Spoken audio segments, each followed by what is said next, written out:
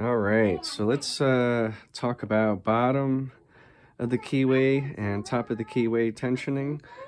Sorry for the background noise. Got the kiddos down here hanging out, playing with their kinetic sand.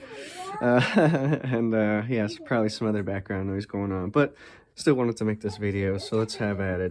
Don't have really any major agenda other than we can look at a couple different keyways, talk about some different tensioning options, I'll give some opinions, and so forth. So don't have a huge variety of keyways. I do have some padlocks on the back we can look at, things of that nature. So, and also when I'm referring to top of the keyway, it's not gonna much matter for what I'm trying to demonstrate and talk about, whether you're talking about the top of the keyway pry bar or the 2-in-1 or Z bar, you know, top of the keyway. It's not gonna really change too much. So let's just, we'll start out.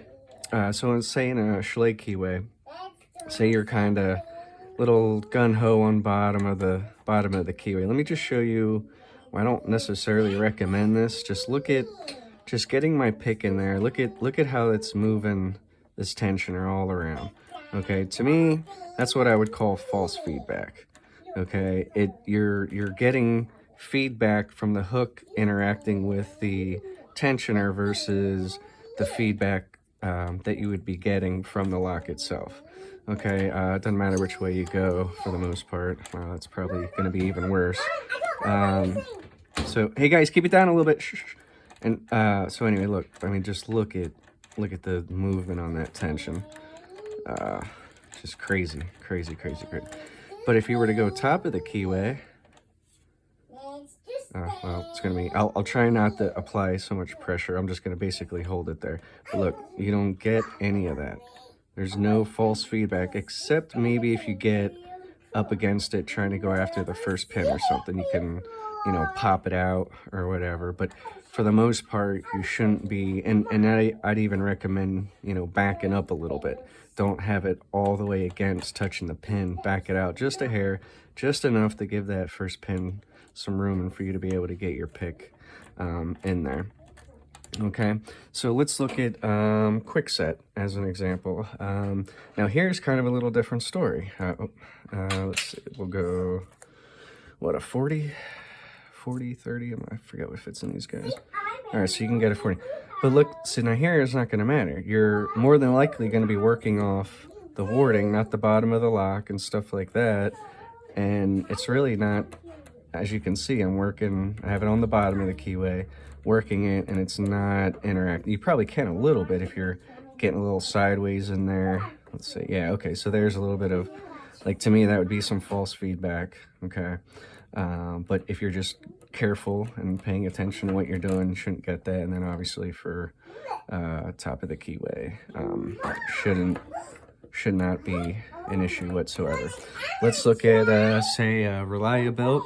Guys, not so loud. So say Reliabuilt, kind of almost the same thing as a Kwikset. You're not going to get as, but you can get it. See here, I'm getting against it because I'm kind of, you know, I'm turned a little bit. So therefore, you know, you're getting a little bit of false feedback. So again, if you're just cautious and careful what you're doing, shouldn't be a big deal. Top of the keyway, once again, shouldn't matter much. As far as that goes. Now let's look at, so this would be a Kwikset doorknob, same thing, it's still the same type of keyway, shouldn't be a big deal if you want to do bottom of the keyway. Sometimes that's, you know, better, so here's a Defiant doorknob. Once again, it's almost like a Kwikset, maybe it is a Kwikset keyway, I don't really know. But once again, you know, your false feedback is definitely much limited. Now, again, see there, well, but see there, maybe I'm turning the core too. So, oh no, I think I'm hitting the tensioner a little bit. So you can still get up against the tensioner a hair if you're not careful. Again, top of the keyway, you're just not going to get that. So let's look at a, this would be a Schlage doorknob. We'll switch to, what is this, 40? We'll stick with the 40. Once again, you know, if you're in there, the feedback, like, let's see, like when that's popping up like that, that could feel, you could think, oh wow, I'm on a spool, and you're not. Your hook's up against your tensioner and moving it all around. Again, doesn't really much matter which side. Sometimes it matters, sometimes it doesn't. Can you still pull it off? Well, yeah, sure, sometimes, why not? You know, I think I've done that plenty of times where, you know, I've picked bottom, even though I know it's better to go top of the keyway. You know, sometimes you could still, like, I could tell I'm getting some false feedback there, but, you know, you can kind of still pull it off. But if you just want to make life a little easier for yourself and not get the false feedback, well then, you know, go top of the keyway, and then you just don't even have to worry about it, other than, like I said before, trying to get up against that first pin. Kwikset doorknob, again, shouldn't really have any kind of issue with bottom of the keyway for the most part. Will you know, accidentally get up against it, maybe a hair. What else do I have? I think this is a Reliabuilt doorknob, if I'm not mistaken. Oh, yeah, I'm pretty sure. So, same thing. Basically the same keyway. So anyway, let's look at some doorknob, or, yeah, padlocks. So kind of the same concept. Let's start with the Master 570. I forget what kind of keyway. Yeah, I should have done some research. Let's see, I think 40 is fine for this. So here, just as an example, again, look at the movement. Hopefully you're getting this. The movement on that tensioner. That is just crazy. Talk about some false feedback. You could do this, and this helps. Gives you a little more room, right? But look at that. You're still getting false feedback. Top of the keyway. With a 40 is not the easiest, but it's possible. Again, you're just not, I know that I'm getting all lock on that. I'm not up against my tensioner. So say just like a simple master number 3. Here again, you might want to do bottom of the keyway on a master number 3. But check it out. You could totally, look at that tensioner move a little bit. Look at that. Again, I wouldn't recommend it either on a Master 3, bottom of the keyway. It's probably still best, and I think, I think you can get a 50. Let's try that. I think you can get a 50 in the top of a Master. Yeah. Oof, it's tight. 40. might be your best bet. And you just gotta know how to work it. Oh, I'm sorry, this is not a great example here, but usually I don't have much trouble. But you know, work it off the side. Do what you gotta do. Maybe ergo turner's better. I could have swore 50 got in there. What's going on here? See, this is better. I don't know. I don't do a whole lot of single pin picking on master number 3s. I'm usually going right for the rake and calling it a day. But I know I've done it like this. But, well, alright, well, whatever.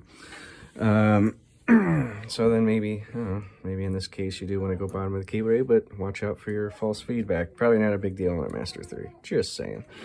Your lotto locks. 50... Let's see here. So let's see what kind of false feedback we can get from bottom of the keyway here. Not terrible, but if you're getting in a little sideways, it's going to be taking up a lot of room. Then you have that issue. How much room is it taking up? So there's a lot of false feedback there. Top of the keyway, do you get that? You shouldn't really. Yeah, you can get in there just fine without bumping into your tensioner whatsoever. So let's look at a Brinks.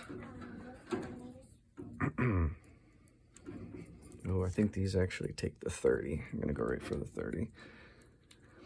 Let's look at what kind of false feedback we can get this way. Not terrible, right? But there might be some movement if you're paying attention. There's some movement there, yeah, right there. It's popping up, looking like it could be something, and it's not. It's false feedback. Okay. All right, but then top of the keyway.